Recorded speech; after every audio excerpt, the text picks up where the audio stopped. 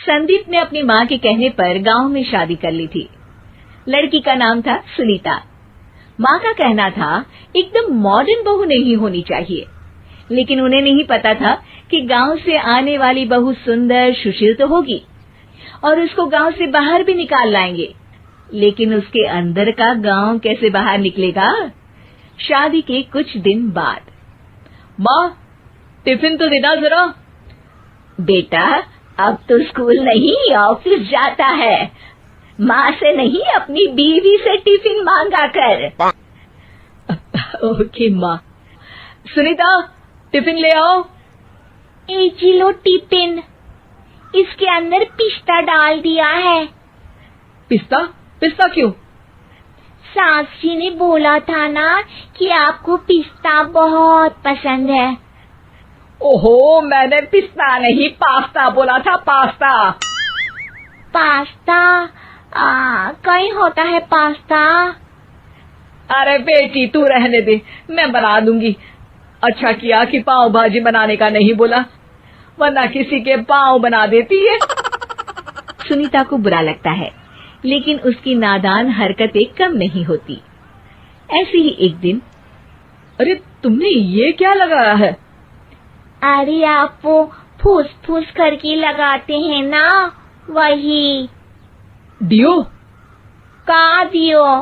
किसको दियो? अरे वही ना जिससे खुशबू आती है। हाँ सही पकड़े हैं। अच्छा लेकर तो आना। कौन सा डियो लगाया तुमने? अभी लेकर आते हैं जी।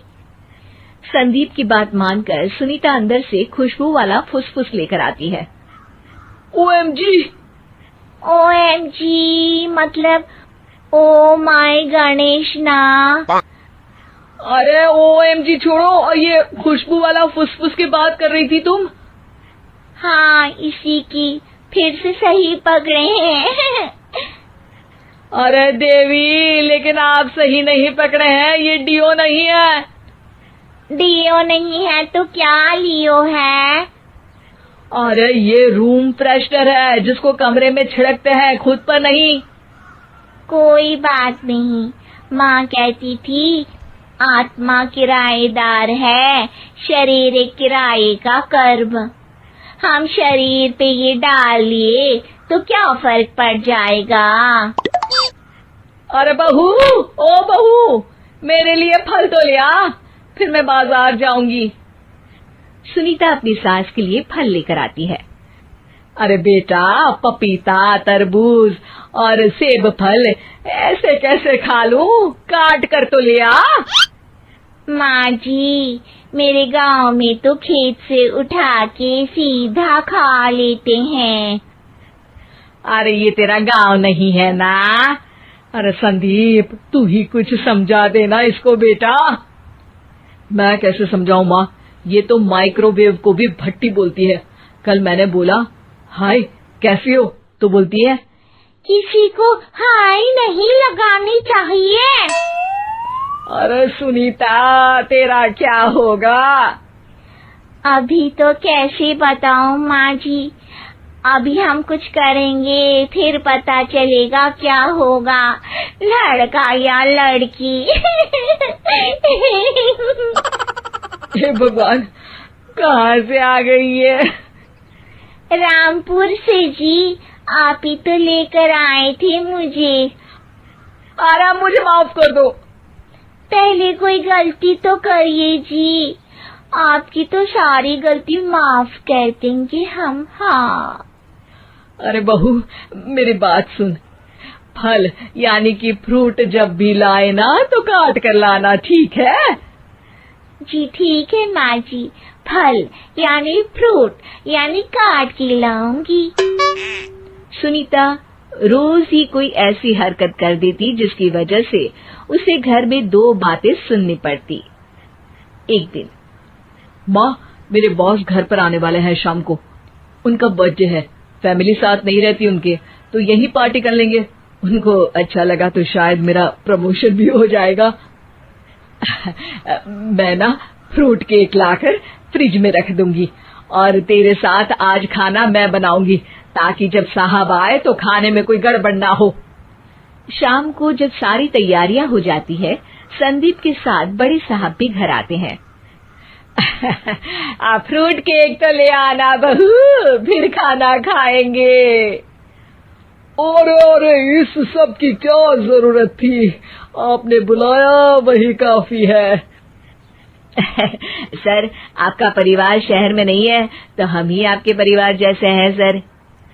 इतने में ही सुनीता फ्रूट केक लेकर आती है और बड़े साहब की टेबल पर रख देती है, और जैसे ही केक के ऊपर का बॉक्स हटाती है, ओह, ये क्या है?